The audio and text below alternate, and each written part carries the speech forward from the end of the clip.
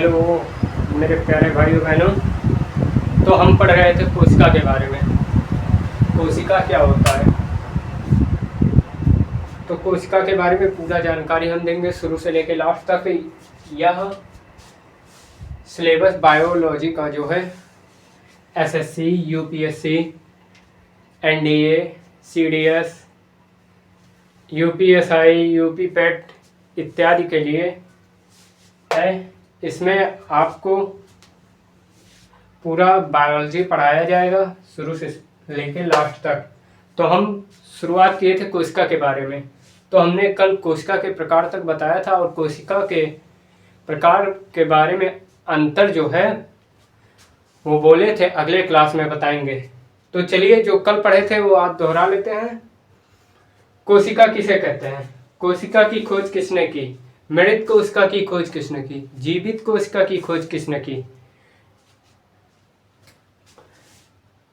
कोशिका शरीर की सबसे छोटी इकाई होती है। कोशिका के दो प्रकार होते हैं, प्रोकैरियोटिक, यूकैरियोटिक।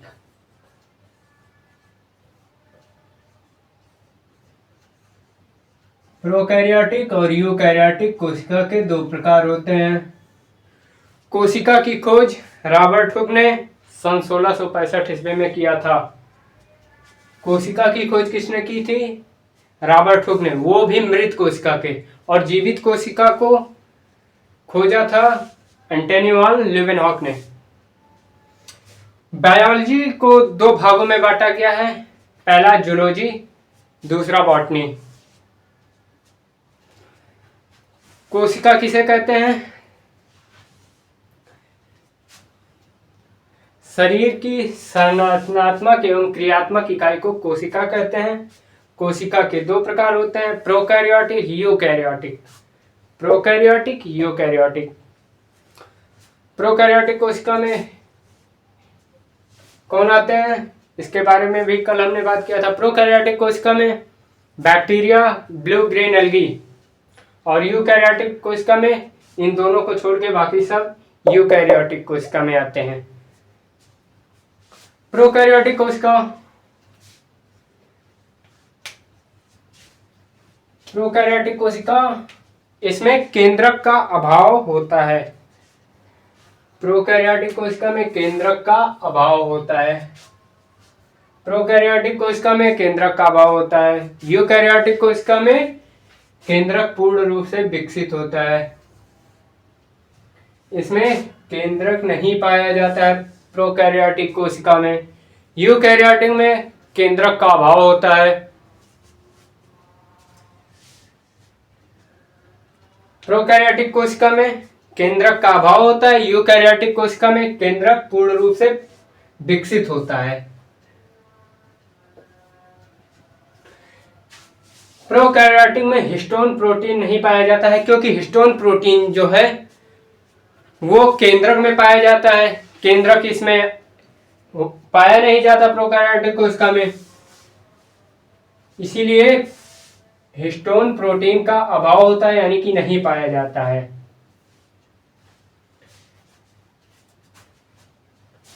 हिस्टोन प्रोटीन का अभाव होता है। यूकैरियोटिक कोशिका में इसमें हिस्टोन प्रोटीन पाया जाता है। यूकैरियोटिक कोशिका में हिस्टोन प्रोटीन पाया जाता है। यूकैरियोटिक कोशिका में हिस्टोन प्रोटीन पाया जाता है। प्रोकैरियोटिक कोशिका में 70S राइबोसोम पाए जाते हैं। राइबोसोम दो प्रकार के होते हैं, 70S और 80S। प्रोकैरियोटिक कोशिका में केवल 70S प्रकार के राइबोसोम पाए जाते हैं और यूकैरियोटिक कोशिका में 70 और 80 दोनों प्रकार के राइबोसोम पाए जाते हैं। प्रोकैरियोटिक कोशिका में 70S प्रकार के राइबोसोम पाए जाते हैं और यूकैरियोटिक कोशिका में 70 और 80 दोनों प्रकार के राइबोसोम पाए जाते हैं। प्रोकैरियोटिक कोशिका में श्वसन जीव द्रव्य कला द्वारा होता है, क्योंकि इसमें माइटोकॉन्ड्रिया अविकसित होता है, पाया नहीं जाता, इसीलिए इनका श्वसन जो ग्लूकोज को एटीपी में बदलता है जिसे ऊर्जा का घर कहते हैं यूकैरियोटिक कोशिका में, उसे माइटोकॉन्ड्रिया को कहते हैं।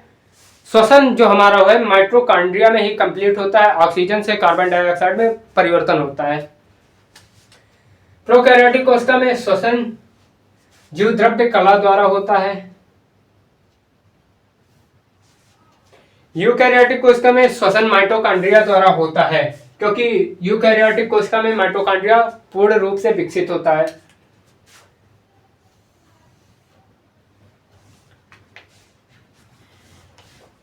यूकैरियोटिक कोशिका में माइटोकॉन्ड्रिया पूर्ण रूप से विकसित होता है।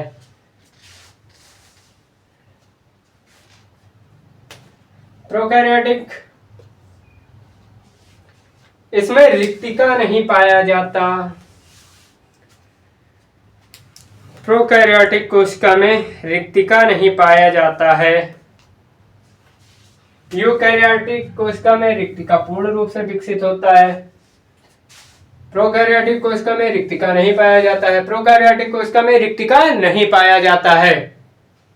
हम आपको बता दें, यह आप एक बार देखिए, आपको सब समझ में आ जाएगा। इसीलिए बार बार बोल रहे हैं, जिससे आप बार बार सुने। जब बार बार आप सुनेंगे तो आपको याद होता रहेगा। इसमें रिक्तिका नहीं पाया जाता है। प्रोकैरियोटिक कोशिका में क्या नहीं पाया जाता है? रिक्तिका नहीं पाया जाता है, माइटोकॉन्ड्रिया नहीं पाया जाता है, केंद्रक नहीं पाया जाता है, हिस्टोन प्रोटीन नहीं पाया जाता है। और यूकैरियोटिक कोशिका में केंद्रक, हिस्टोन प्रोटीन 70S और 80S दोनों प्रकार के राइबोसोम पाए जाते हैं। इसमें श्वसन के लिए माइटोकॉन्ड्रिया होता है। इसमें श्वसन के लिए जीवद्रव्य होता है, जीवद्रव्य कला होता है। प्रोकैरियोटिक कोशिका में गाल्जी काय अनुपस्थित होता है। प्रोकैरियोटिक कोशिका में गाल्जी काय अनुपस्थित होता है। प्रोकैरियोटिक कोशिका में गाल्जी काय अनुपस्थित होता है। यूकैरियोटिक कोशिका में गाल्जी काय पूर्ण रूप से उपस्थित होता है।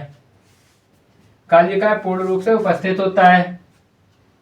इसमें माइटोकॉन्ड्रिया अनुपस्थित होता है। अभी हमने आपको बताया माइटोकॉन्ड्रिया प्रोकैरियोटिक कोशिका में नहीं पाया जाता है, इसीलिए श्वसन जीव द्रव्य कला द्वारा होता है। और यूकैरियोटिक कोशिका में माइटोकॉन्ड्रिया पाया जाता है, इसीलिए यूकैरियोटिक में श्वसन माइटोकॉन्ड्रिया द्वारा होता है। इसमें माइटोकॉन्ड्रिया अनुपस्थित होता है। इसमें यूकैरियोटिक कोशिका में उपस्थित होता है।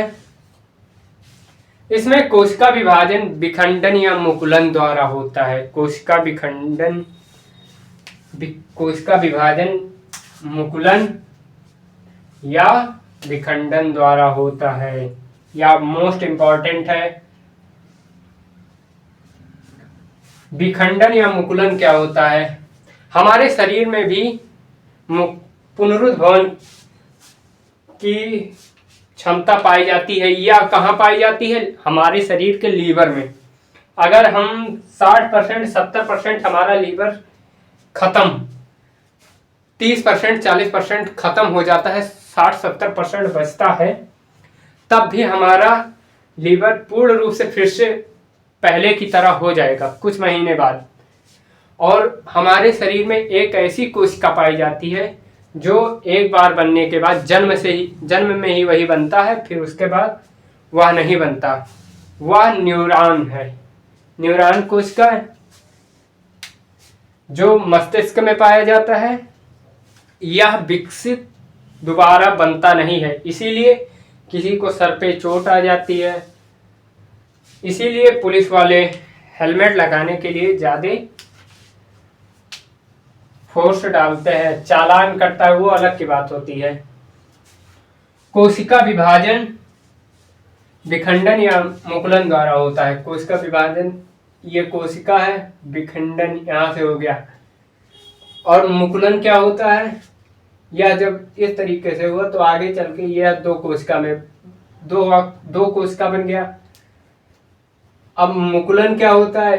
मुकुलन यानी बड की तरह इस तरीके से थोड़ा कोशिका बढ़ेगा, ये फिर यहाँ एक दीवार आ जाएगी, या एक नया कोशिका बन गया, फिर यह नया कोशिका बन जाता है।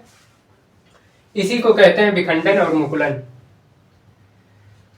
इसमें कोशिका विभाजन, यूकैरियोटिक कोशिका विभाजन सूत्री अर्धसूत्री विभाजन द्वारा होता है। यूकैरियोटिक कोशिका में कोशिका विभाजन समसूत्री अर्धसूत्री विभाजन द्वारा होता है। प्रोकैरियोटिक कोशिका में लवक अनुपस्थित होता है। प्रोकैरियोटिक कोशिका में लवक अनुपस्थित होता है। यूकैरियोटिक कोशिका में लवक पूर्ण रूप से विकसित होता है। लवक जो रंग प्रदान करता है। प्रोकैरियोटिक कोशिका के एग्जाम्पल नील हरित शैवाल, जिसे ब्लू ग्रीन एल्गी कहते हैं,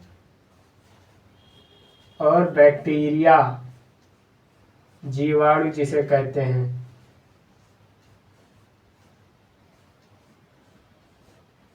ये दो केवल इसमें पाए जाते हैं, बाकी बचे हुए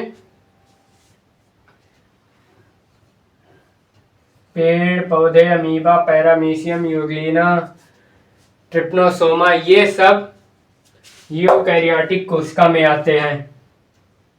अमीबा,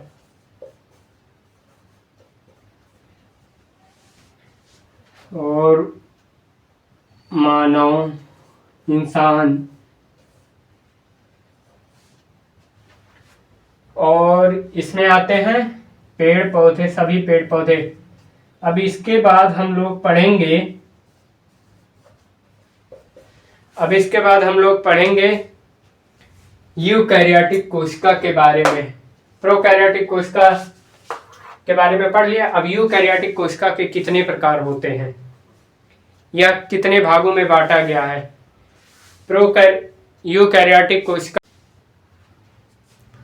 तो चलिए ये एक बार और दोहरा लेते हैं। प्रोकैरियोटिक कोशिका, इसमें केंद्रक का अभाव होता है। इस प्रोकैरियोटिक कोशिका में हिस्टोन प्रोटीन नहीं पाया जाता है। प्रोकैरियोटिक कोशिका में 70 राइबोसोम पाया जाता है।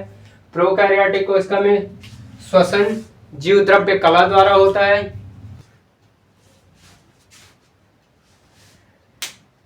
इसमें 70 राइबोसोम पाया जाता है। प्रोकैरियोटिक कोशिका में 70 राइबोसोम पाया जाता है। प्रोकैरियोटिक कोशिका में माइटोकॉन्ड्रिया विकसित होता है और उपस्थित होता है। प्रोकैरियोटिक कोशिका में गोल्गी काय अनुपस्थित होता है। प्रोकैरियोटिक कोशिका में कोशिका विभाजन मुकुलन या विखंडन द्वारा होता है। विखंडन या मुकुलन द्वारा होता है। प्रोकैरियोटिक कोशिका में लवक नहीं पाया जाता है। प्रोकैरियोटिक कोशिका में लवक नहीं पाया जाता है।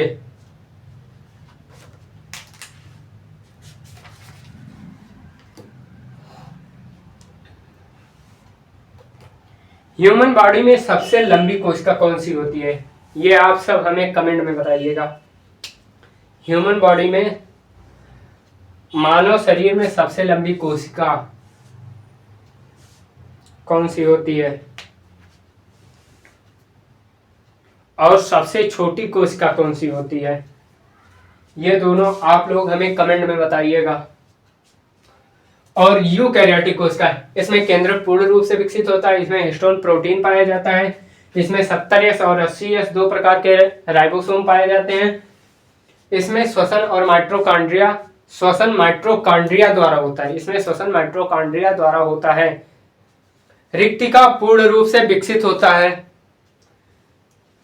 इसमें गोल्गी काय उपस्थित होता है। इसमें माइटोकॉन्ड्रिया उपस्थित होता है।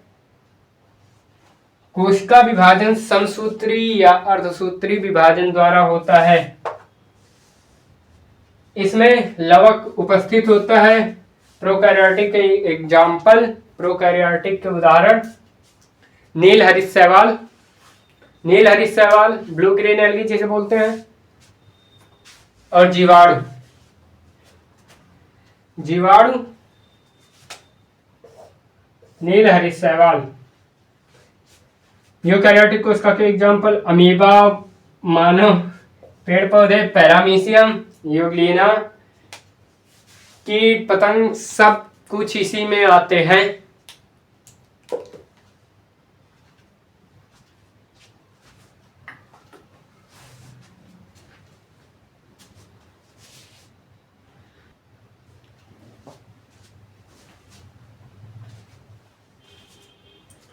अगर वीडियो पसंद आए तो लाइक और सब्सक्राइब जरूर करिएगा। धन्यवाद। वीडियो को लाइक, ये अलग से है, वीडियो को लाइक एवं सब्सक्राइब जरूर करें, जिससे हमें और पढ़ाने में मजा आएगा। थैंक यू, धन्यवाद।